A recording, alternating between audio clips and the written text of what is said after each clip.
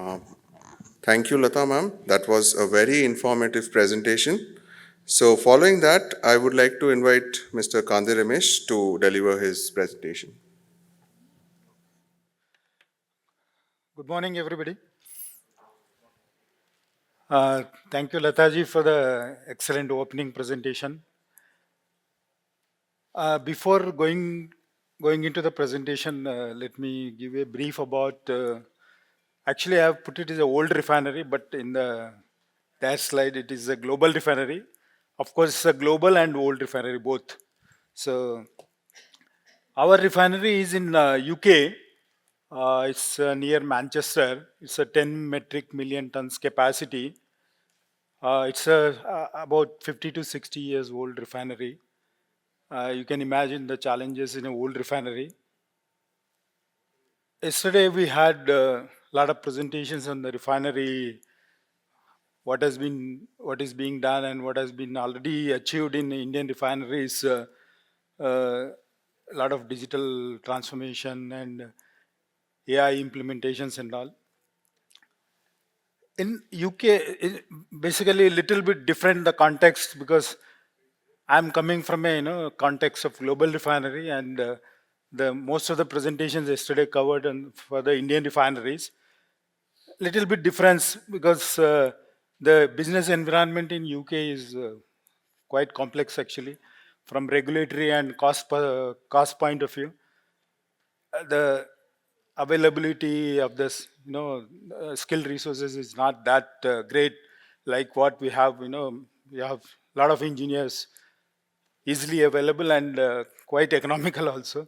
It's very labor is very costly actually in UK, and the manufacturing cost is very high. And you can imagine in the last few years, I think there are 6 to 7 refineries were there. 50% of the refineries have been closed actually in the last 3 years or 4 years. So it's a really question of survival. I've joined actually this EET Fuels. I think 3.5 years back. Before that, I was in a very I was working in Indian refinery and petrochemicals. It's really luxurious actually to work here actually, but it's not so luxurious working there in for these refineries. The uptime was somewhere about 85%. It's less than 90%. But in Indian refineries where I was working, I came from the availability, whatever you call uptime, is almost like 95, above 95, 90, even 98 also we used to achieve actually. So it's quite challenging and it's a question of survival for us. So then when I joined here, looking at the figures, I was really definitely a bit shaken actually. I was worried. And but I had the experience of supporting Exxon global refineries and global plants for about 3 years from remotely from India. So we're working for a company in Bangalore. So then I thought, okay, there are definitely some solutions. I thought for adapting the same model what we used for the ExxonMobil. So then we started a global capability center in Mumbai. That was I thought this is in the similar lines actually how we were supporting the Exxon global sites. Uh, then today, I think 3.5 years back, we started the Global Capability Center supporting the refinery remotely from here. So we embarked on the digital transformation journey uh, to start with, and we today we have done a lot of taken a lot of initiatives actually. I can proudly say we are almost reaching the uptime of 95 plus actually like Indian refineries, and I'm confident we'll sustain that. So what we have done many things actually, and many initiatives were covered actually yesterday in the refineries. I'm not going to bore with you in the same thing, same stuff. To cut long stories short, I will. This was the rotating machinery. The availability or the reliability was the most important thing for us actually. In the refineries, actually, the uptime is driven or controlled mm, to a greater extent by the rotating equipment reliability and availability. So we thought, okay, let's put our efforts in, bringing the uptime or the reliability of the rotating equipment. That's where we started our journey, and then I'm going to touch only one short success story on the rotating equipment only. But we have done many things actually to reach that 95% plus. Many initiatives, maybe somewhere in the in future we'll be sharing that.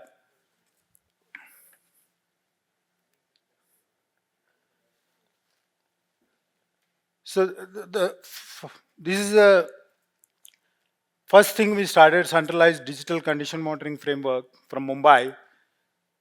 Uh, Getting data, from it's easy now because we are digitally connected, and a lot of information technologies. We are in 5G, 6G level. So the main purpose was, to get the early equipment. The lot of failures used to be there actually, and then to get back actually, when it fails, it is okay, fine, but to get back online actually, repair in India, it is quite easy actually because the labor availability is good and easily you can get actually, number of repair vendors you can quickly get actually in India, but it's not possible in UK. That's the reason. Most important thing is to prevent the failures. If you prevent the failures, there is a question of repairs actually. So all those things are avoided. So early equipment health detection is very important, very critical actually. And then continuously we should be able to monitor the condition of the equipment so that we can timely take the action. And then the other objective was the integrated diagnostic. Yesterday one of my friends was telling, it's not just getting the data, health data, and the environment also is very important actually, the process environment to get the data. So it's a integrated diagnostic and decision support is very important actually. Not just getting the vibration and those things will not help actually. And the standardization and the proactive maintenance. So all finally we move towards the predictive, proactive, and prescriptive maintenance actually, so that we intervene less on the equipment. That will give obviously give the better availability and the uptime.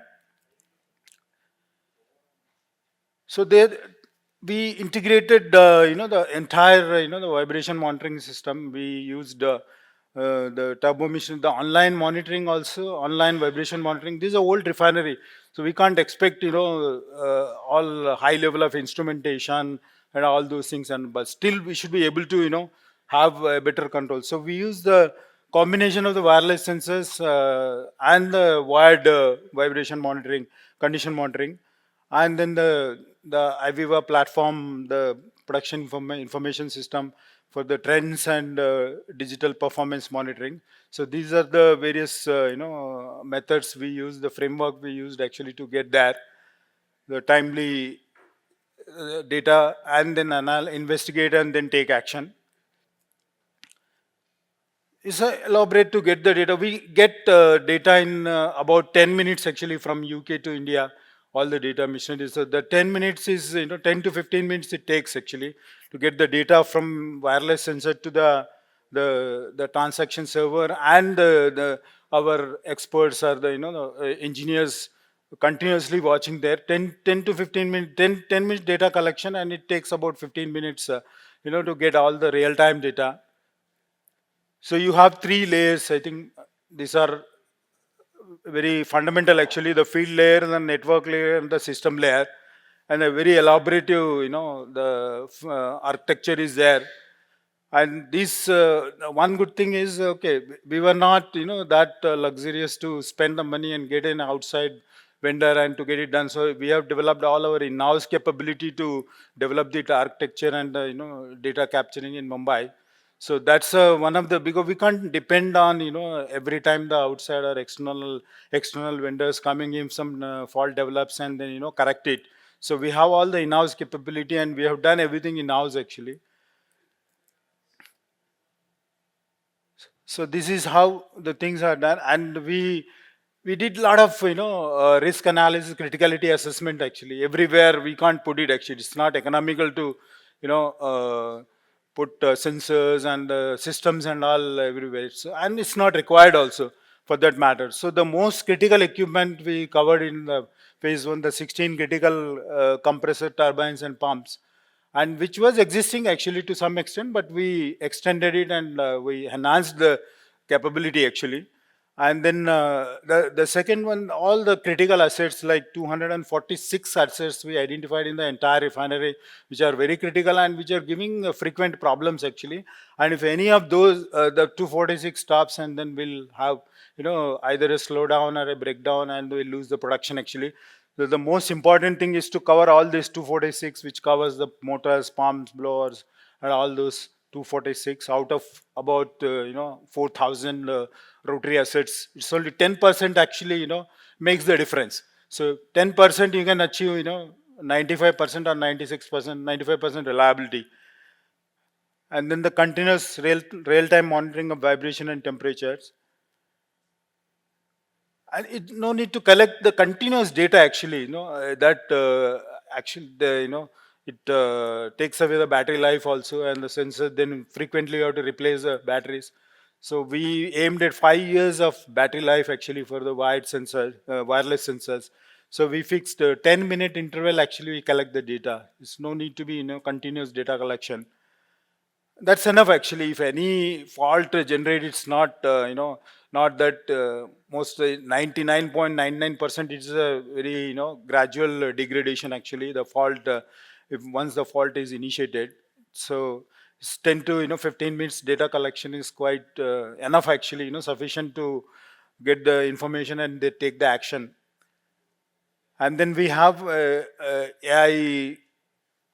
I can't say 100% we have done it AI actually. It's not a straightforward, I should say.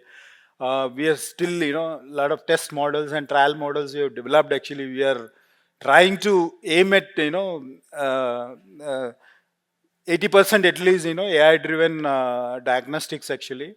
So we are at 25 or 30%, and we are still in the, that's why I'm not given anywhere, the AI flavor into the, though it's the entire thing is seminar, these sessions are, AI focused, but I have not given AI flavor. We are at the, development stage actually. Maybe in the future sessions somewhere, if we are successful and if we have some success stories, we can share that.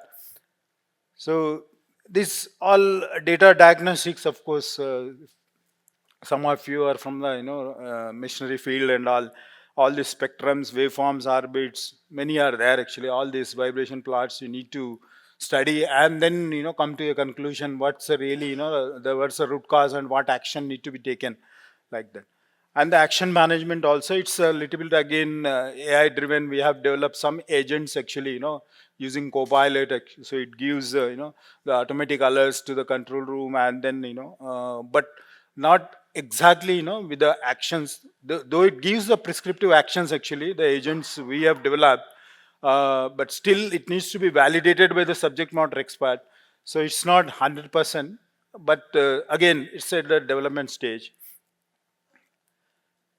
So these are some of the few cases I'm just sharing with you. Like the turbines and compressors are the very very critical machinery, and if one turbine goes or compressor goes, then for months together the refinery may stop actually, and that's where the so this one of the turbo machinery it developed this depending on the operating conditions and process environment, every machinery to these turbines have some electrostatic discharging is there.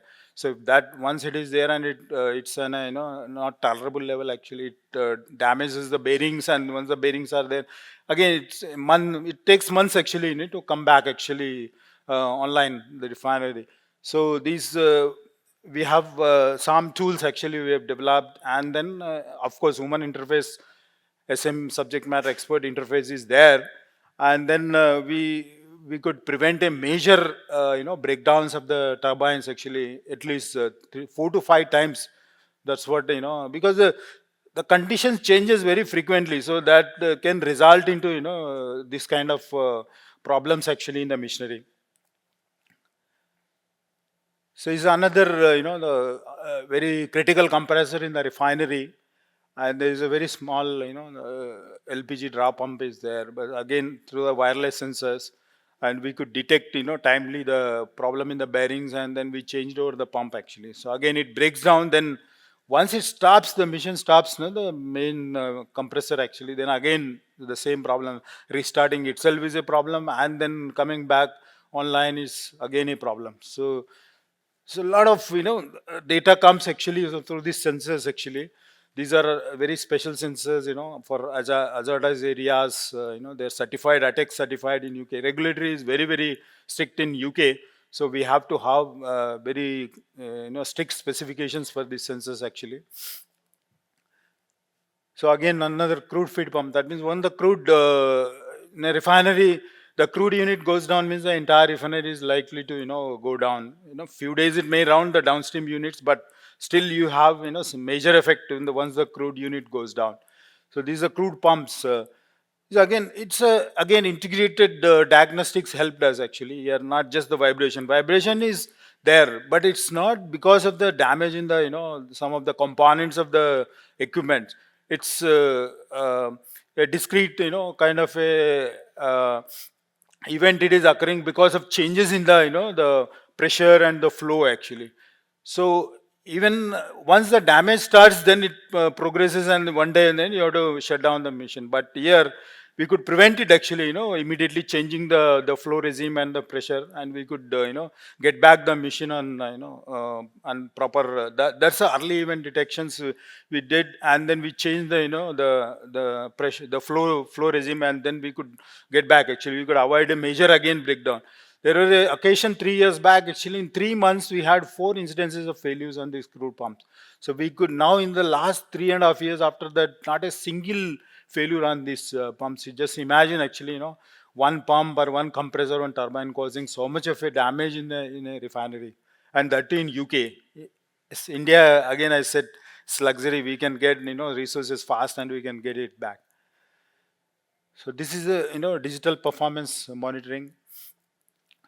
Early fault detection, real time. It supports the RCA data, RCA, so root cause analysis and optimized operations, reduce unplanned downtime, data driven decision making. So kind of a digital twin, what people call it, but I'm not calling it as a digital twin, because some more things have to be need to be added into the these models actually, so that I can call it as a finally a digital twin. This is some of the dashboards. You can see how the data comes. We measure the basically we the equipment performance. If you're tracking on a continuous basis, like polytraffic efficiency and all these things, isotropic efficiency, then you it will get some indications along with the vibrations and all. Something is going wrong in the mission. So how long it's going to run, how long. So we developed all these the curves where the compressor the exact operating point where it is likely to is where it is operating and where it should operate actually. So that's very important. So we adjust the parameters timely, and then we get get onto the so that the machine is running on a correct as for correct characteristics. There's a pump or a compressors and all, so that you run it for longer actually. So you improve the life of the equipment by having this kind of visualizations and taking timely actions.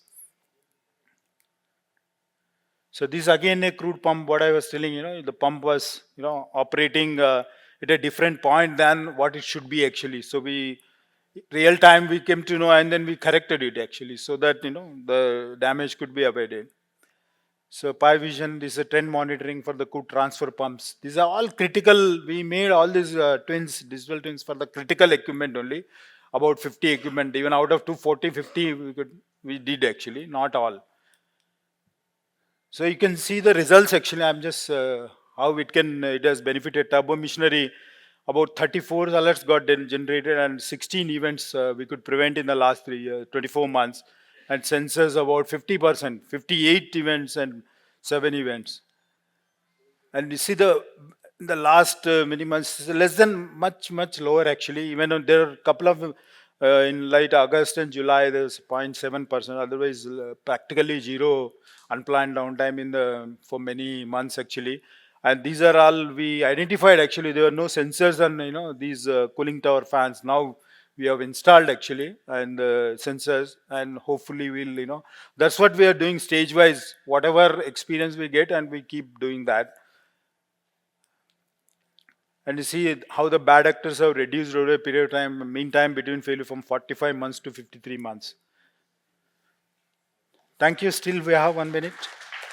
It's a very short, brief presentation, but the key points for us is we could bring, the uptime of a UK refinery. Again, I'm not in the Indian context. Indian refineries are doing quite well actually, and a lot of things are, in good place. And we have done many of the things which they have implemented, but I'm really, not here to cover all those things actually. Sometime we'll share in the future, definitely. Thank you. Thank you very much.